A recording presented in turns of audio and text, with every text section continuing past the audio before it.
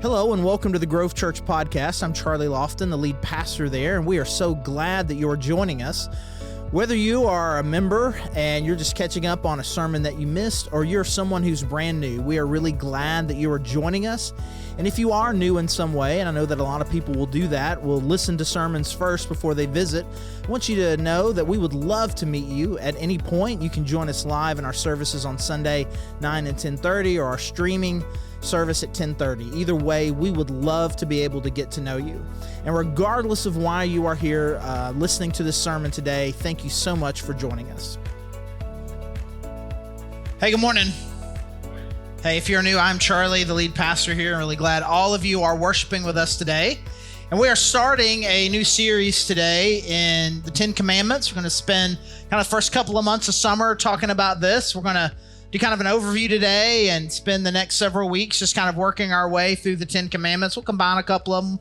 We'll spend about 8 or 9 weeks talking about this. Look forward to that with you. And so because we're thinking about the 10 Commandments, I was kind of reminded of kind of my history with the 10 Commandments kind of becoming like a political, cultural football. Because I'm old enough to remember this. When I was in second and third grade, I remember this very specifically, second and third grade both. Every morning we started with a Bible story, public schools, Southern Arkansas. There'd be a Bible study and our teacher would read a Bible story to us, and then she would pray for us and we would start the day. It didn't seem weird to me. It felt very normal to me. That's just kind of the way that school was. At second grade, third grade, and then suddenly after that it stopped, and there was just no more Bible talk, no more prayer talk, no more God talk at all in school at all. It's 1980. This is kind of when all this went down, when it kind of became very, this idea of freedom of religion, the separation of church and state. It kind of came a lot more to the forefront. Of course, I didn't understand what was going on. I mean, I was 8. I was 9 years old, right? I didn't understand. I certainly didn't understand the complexities of it. I thought it was unusual, right? And then suddenly kind of the 10 Commandments become kind of this controversial thing. Can you display the 10 Commandments publicly? Can you have it in the classroom? Can you have it sitting outside of the Capitol? Can you have it in courtrooms? And it kind of became this thing, again, a political, cultural football. Fast forward to 2002. Some of you may remember this name. Judge Roy Moore is very boldly putting these things out, the 10 Commandments out in his courtroom, and it becomes a very controversial thing. Again, this big cultural controversy, this political football that's been bannered around about whether or not only you can, but should you? Is this about religion? And it was somewhere during all of this time that the 10 Commandments, man, it is not a religious document. This is not a religious thing. This is, in fact, it's just an important historical document that represents kind of the foundation for Western democracies and the founding of America. And so I was kind of getting into this series, like I asked the question, like, what is the 10 Commandments? What is it? What is it? Is it a political, cultural football that's to be tossed around? And I think the answer to that, hopefully, is not. That's not its purpose. It's what it currently may be, but it's not its purpose. Is it a founding legal document that was for the Israelites and is meant to be a founding legal document for cultures for thousands of years in the future? Is it supposed to be that? Is it a representation of the 10 most important commandments, the 10 things that are the absolute most important to God? Because as this controversy has been swirling, I remember very vividly this guy, he was this atheist kind of lecturer. There was kind of these 4 guys that were around, 10, 15 years ago. They referred to themselves as the 4 horsemen of the new atheists. And this one guy, his name was Sam Harris. I remember him saying in a debate, he's like, the 10 Commandments really aren't that great. Those are clearly not the 10 most important things in any culture. So I can improve them right now. Just take any of the first 3 out and replace it with don't do harm to children. It's not great. Is that what it's supposed to be? Is it supposed to be, these are the 10 most important things in the world? These are the 10 most important things to God. And in all of this kind of controversy, there became this thing. It's like, well, can you even name them? Can you even name the 10 commandments? And it's a little bit like, I don't know if you maybe feel the pressure right now. I'm going to ask you. I'm not asking you right now if you can do it. Maybe by the end we all can. But it's a little bit like this thing. And I was trying to do this as I was even thinking about this. Okay, I'm sure I can come up with them real quick. And I was 9. I came up with 9. Have you ever tried to it's similar. You try to name the 7 doors. If you name 7 doors right now, then 90% of them will come with 6. And the one you're going to forget? Happy. Yeah, it's the one you're going to, that's not a real one, right? You're going to come up with 6. I came up with 9. I'm not going to tell you which one of it took me about 10 or 15 minutes to remember what the 10th one was. I'm not going to tell you which one I missed, because whichever one you miss, it's embarrassing, right? Oh, you don't think that's important? It's like, no, stop. But what is it? It seems to be important. It seems to be worth fighting over.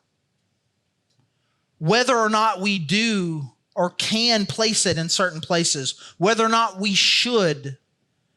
It seems to have some significant cultural significance. I mean, at a minimum, it has a lot of longevity. And I think because of all of that, I think sometimes we're a little confused about what it is. Or we have so much familiarity with it and we think that we know it, we're really kind of overlooking it. And so again, we're going to spend some time kind of talking about what this is. And to understand what this is, I think it's important to make sure we understand kind of the Bible context behind it. I don't know if you have your Bible history, but Abraham was kind of a guy that was called by God to set up this nation. And this nation was going to be one that God blessed. I want to create a nation through you.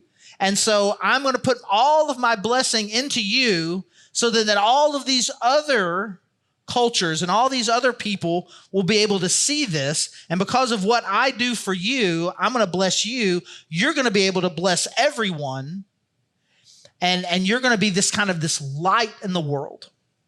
And so he said, I'm going to build this through you. And Abraham has a son, Isaac. Isaac has 2 sons. And through Jacob has 12 sons that become the 12 tribes of Israel. And they build this great nation.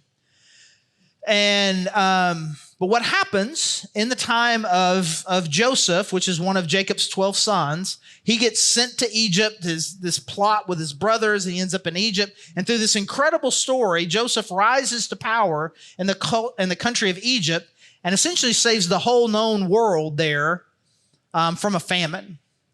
And in the process, his dad and his brothers and all of their kids, they end up moving to Egypt during the time of this famine.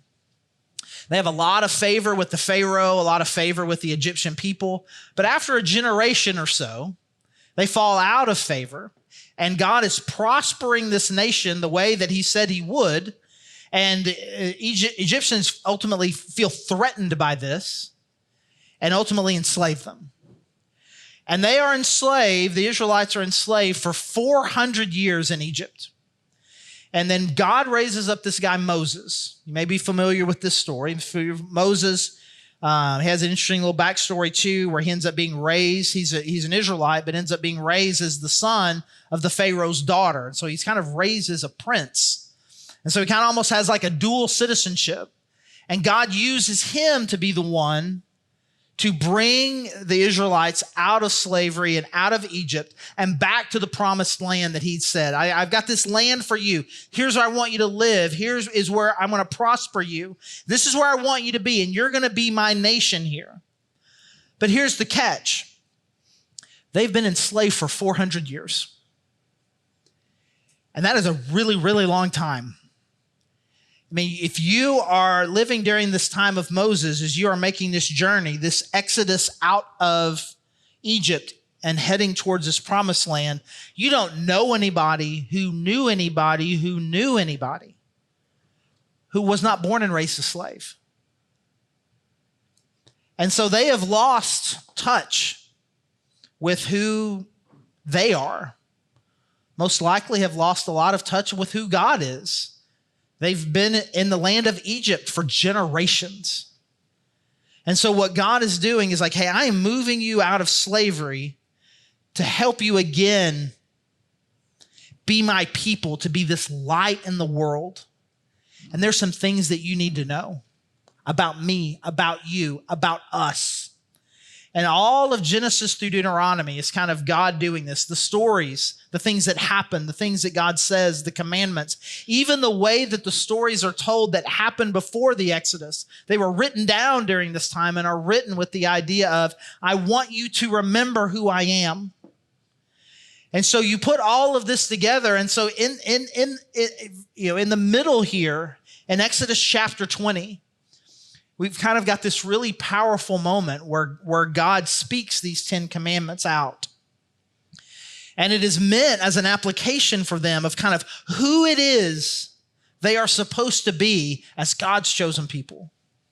And anytime we're in the Old Testament, I think it's really important. It's kind of just a little Bible study lesson here, right? How we apply commands from the Old Testament, we need to be a little bit careful. Sometimes we take them and say, well, this is what our nation is supposed to do. It's their nation, our nation.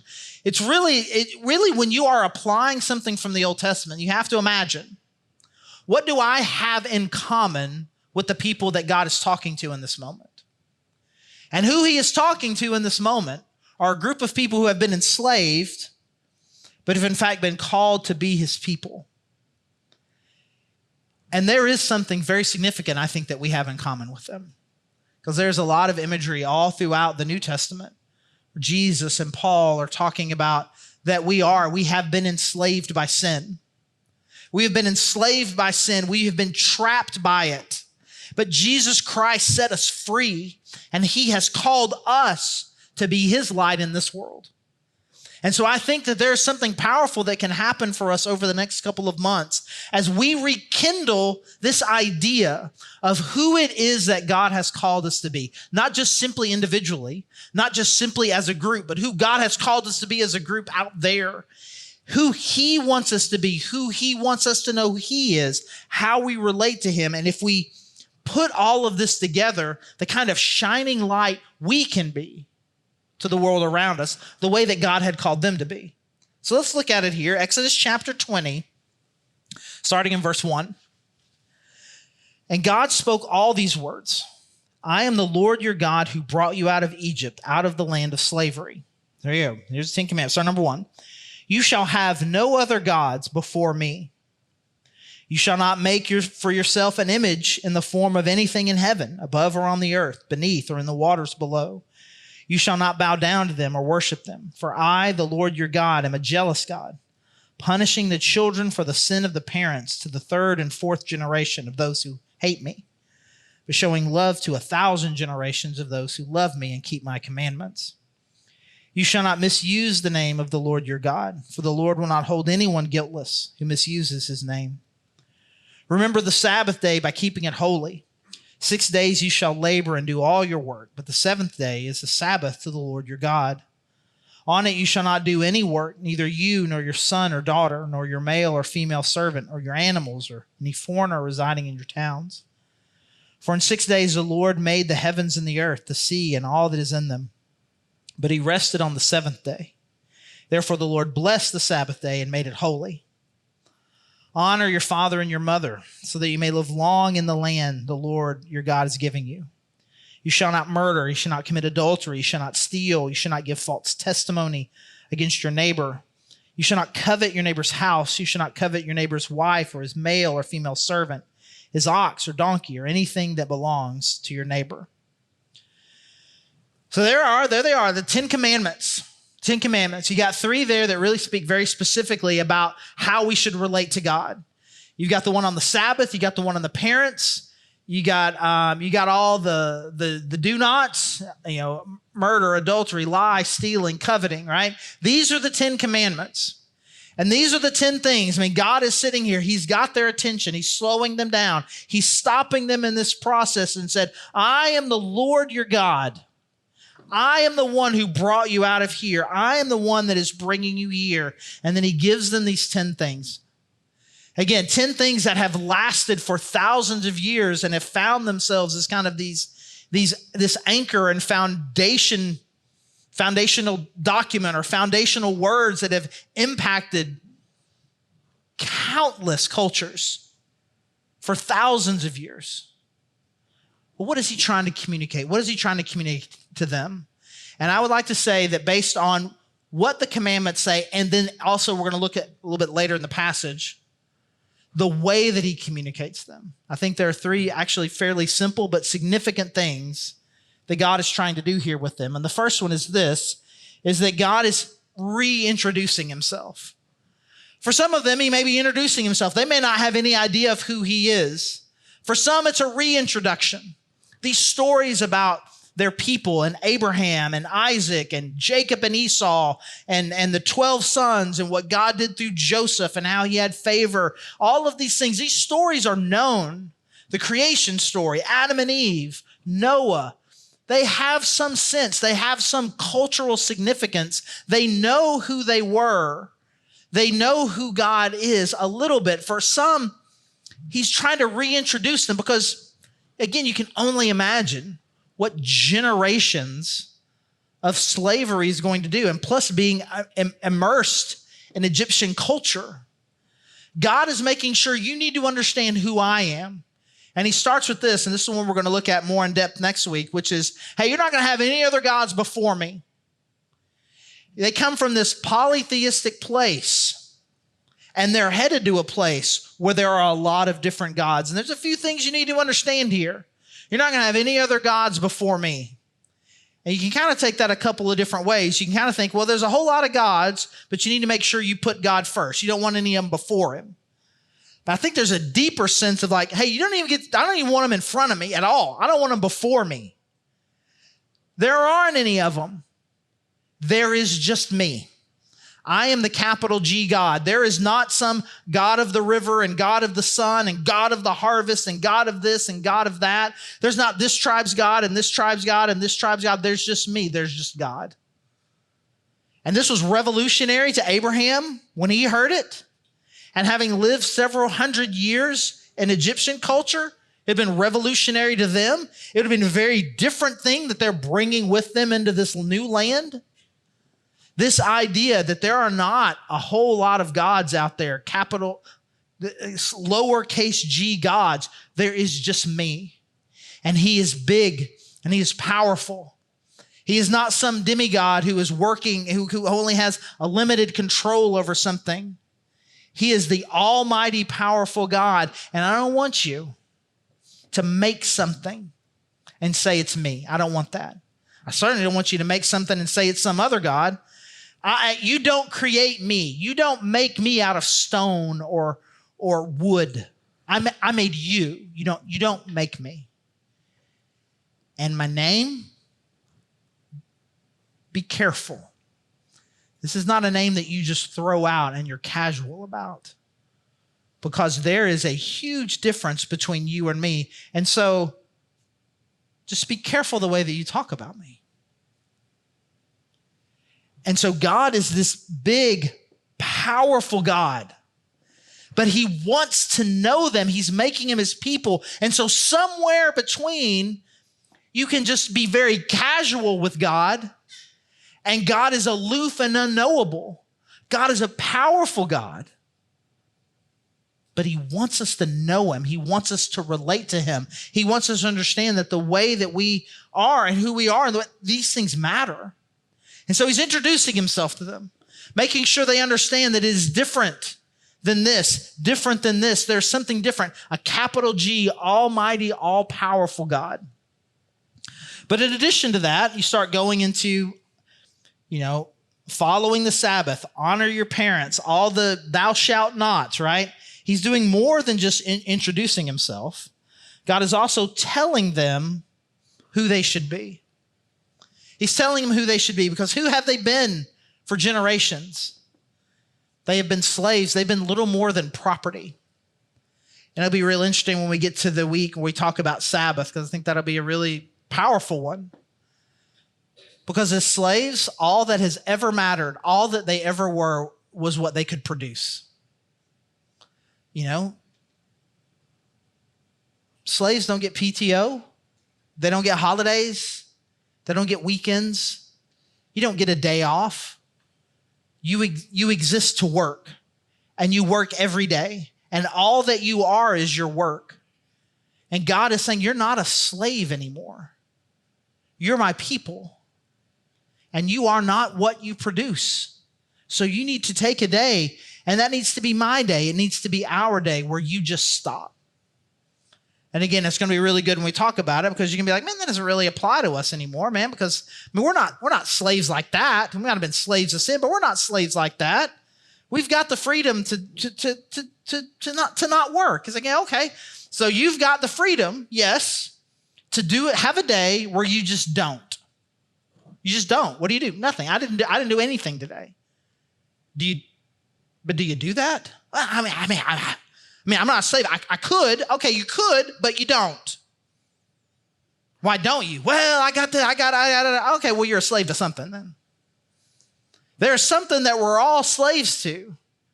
And there is something where we all identify ourselves to varying degrees in different ways. We think of ourselves in terms of what our productivity, what I accomplish, what I can do. And God is, you're more than that. You're mine. In addition to that, honor your parents. Value one another. Value the ones who gave life to you. Don't lie. Don't steal. Don't kill. Don't commit adultery. Love each other well. Treat each other with respect. Don't just take what doesn't belong to you. Don't take a life. Don't take their stuff. Be truthful in the way that you talk. And then he just goes a little bit deeper, because all those things are about things that we do. And I really believe this last one, this last of the 10 Commandments, really kind of forms a bridge to a lot of the stuff that David is going to say in the Psalms, and a really awesome bridge to what Jesus is going to say in the New Testament. It's not really just about what you do, but it's about what's going on in your heart. Of course, don't steal. Of course, don't lie. Of course, don't murder. Of course, don't commit adultery. But don't even in your heart, don't even covet it. Don't even crave it. You be content with who you are. You be content with what you have on the inside. What I have is enough. What God has given me is enough.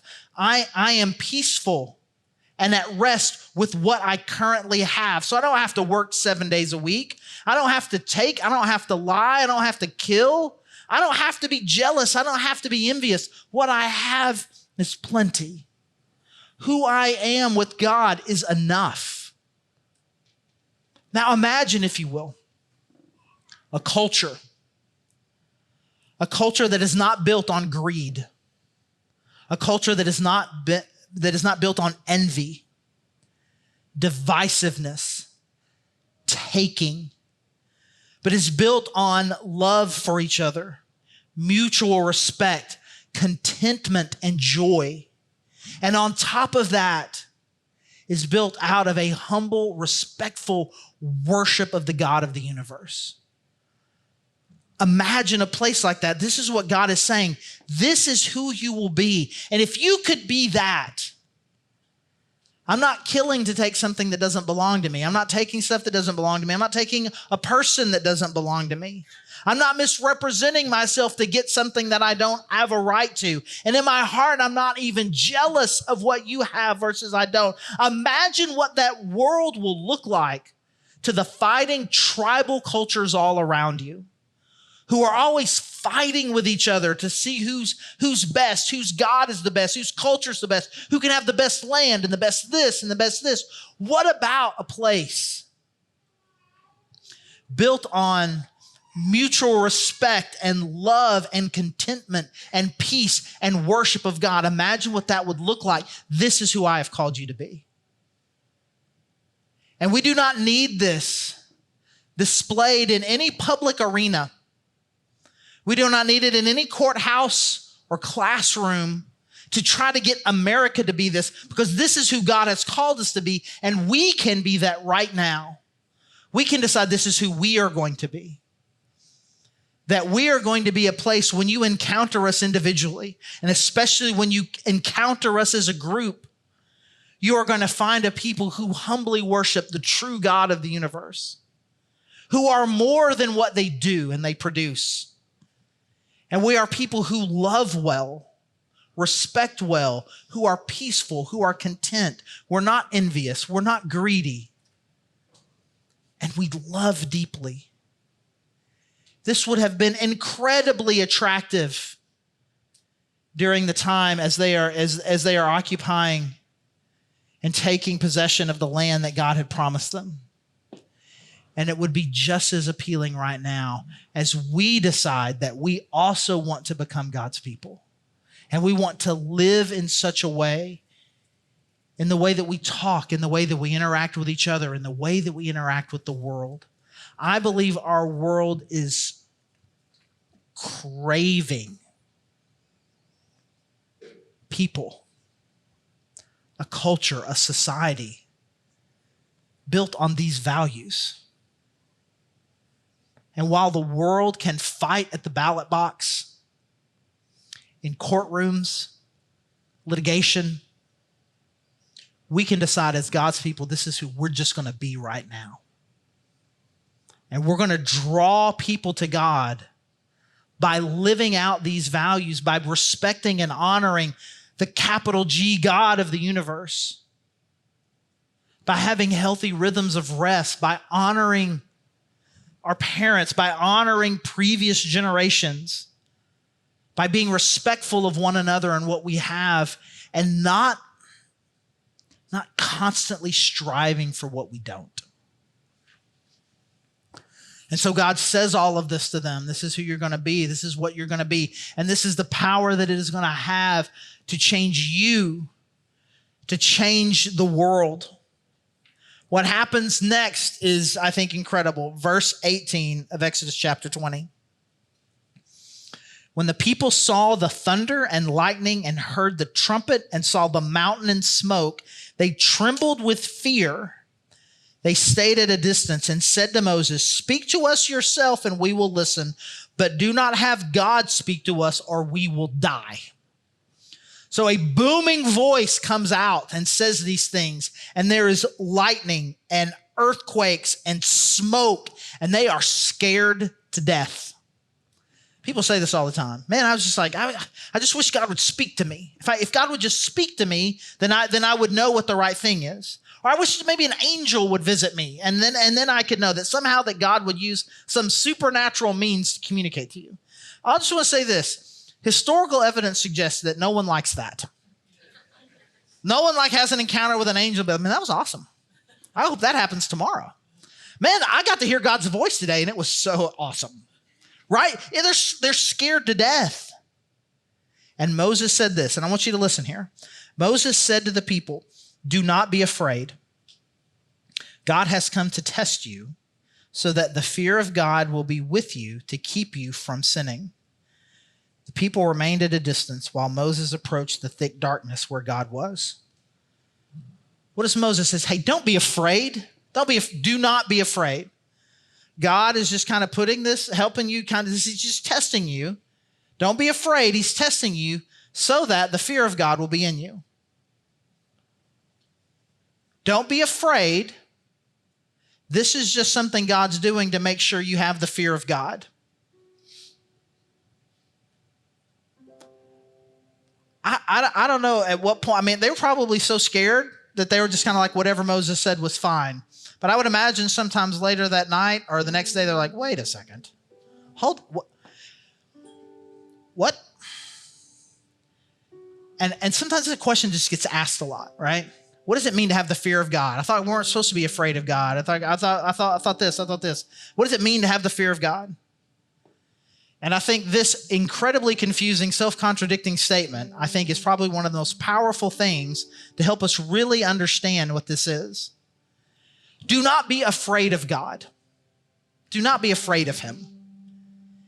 He loves you, and he wants you to approach him. But you better take this thing that he's called you to very seriously. Because he's called it. How can I fear him without being afraid? What does that mean? And you've been around. If you've been around, if you've been walking with God or coming to church, you've probably heard many different illustrations to try to explain what this is. And I will just add another one. This was several years ago. Heidi and I were on vacation, and we were in Las Vegas, and there was a tower there called the Stratosphere where it's like 100 plus stories tall, and you can pay them money to jump off the top of it. And I thought, that sounds like a great idea. So I did it. I paid the money, 105 stories or so in the air. I paid to do this. And, was I scared? I wasn't really scared. I was willing to do it. I wanted to do it. I was willing to pay them to do it. It sounds like a great time. And you get on the internet and you Google, death stratosphere. And you're like, no one's died. No one's died doing it. It's going to be great. It's going to be fun. And I can only imagine how fun it is going to be. The adrenaline and the fun and the wind, all these cool things, all these great, it's going to be great. I'm totally looking forward to it. But at the same time here, I'm just talking to you about it. My hands are starting to get a little sweaty. Because there came this moment where you're kind of standing on this inside platform where they open the door and then you have to stand on the outside platform. And I'm telling you, the whole time I was up there, I was like, hey, I'm just holding on to things like this. Okay, step forward. And you're like, no, for real. And you're like, okay, and now I need you to come over here. And you're like,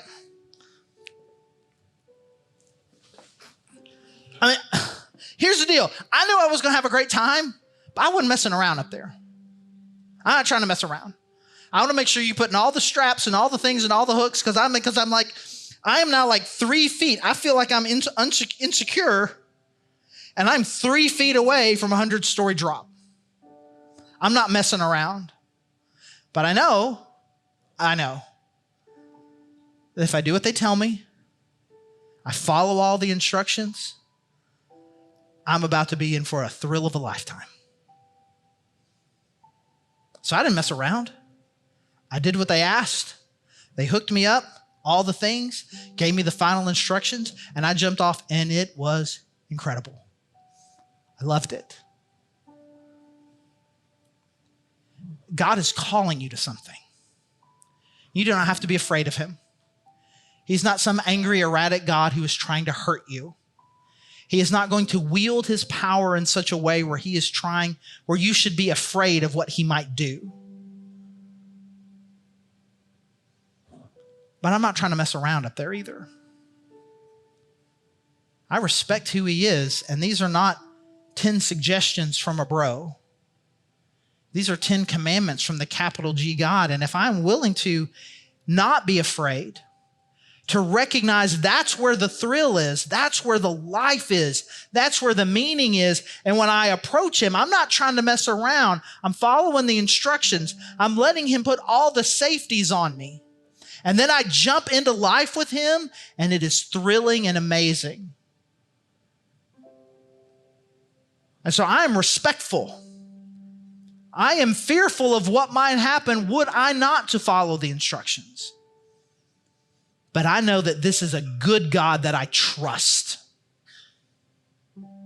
And when I jump with him, when I come to him, when I live life with him, that is where the life is. And this is what God has called the Israelites to. You don't have to be scared of me. But don't mess around. Live the life I've called you to and just watch what life I will give you. And if we decide that we're going to take up this challenge to live a life that honors who God is, take responsibility for who it is he's called us to be, and approach him with the appropriate amount of fear without being afraid, then not only will I be experiencing life, but we'll be experiencing life, and we'll be bringing life to a world that is desperate for it. Let me pray.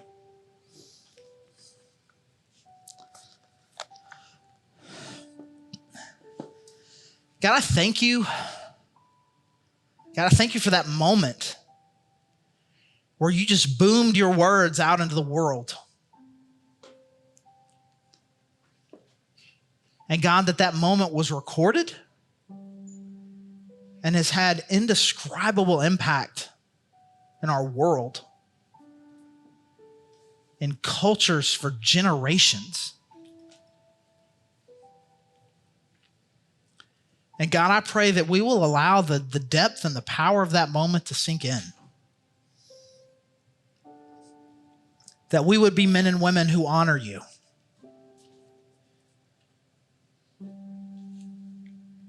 that we would be more than slaves, that we would give up envy and greed and a taking mentality, that we would honor each other well, that God, that you would make us a light, a city on a hill, the salt of the earth. God, all of these metaphors that you've used, God, that's who we would be to a world that is desperate for a place where peace and hope and life can be found. And as always, we are so thankful for your Son, Jesus Christ, who makes all of this possible, who is the one who freed us from slavery through his death and resurrection. And God, I pray that we be a people that put our hope and trust fully in that, and through him live life fully with you. And it's in his name that we pray. Amen. Thanks again for joining us on our sermon podcast, and you can learn more about us at thegrovechurch.org. And if you go to thegrovechurch.org/connect, there's a form you could fill out. Just let us know that you've been listening. And if you want to dig deeper on some of these topics that we cover in our sermon podcast, or just in other issues of dealing with culture or theology, those kinds of things, you can check out our Cultivate podcast, which is on the same feed, however you found this particular podcast. So again, this is Charlie, the lead pastor at The Grove, and thank you so much for joining us.